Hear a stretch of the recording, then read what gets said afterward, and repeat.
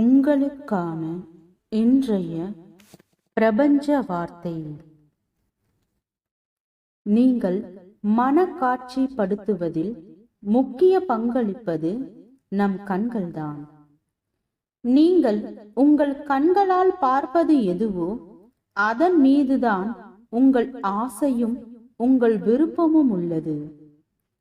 உங்கள் பார்வை எதில் நிலைத்து இருக்கிறதோ நீங்கள் அந்த இடத்திற்கு செல்வீர்கள். அதை அடையவே நீங்கள் மனக்காட்சியையும் உருவாக்குகிறீர்கள்.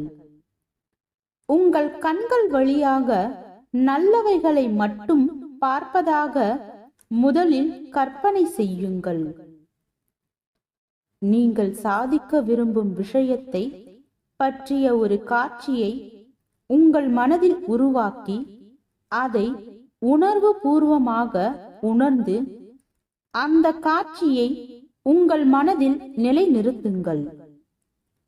காட்சிப்படுத்த முடியவில்லை என்றால் அந்த விஷயத்தை பற்றிய சுய கட்டளைகளை கூறி வாருங்கள்.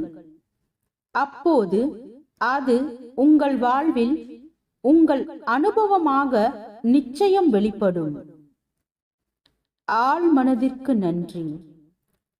வாழ்க வளமுடன்.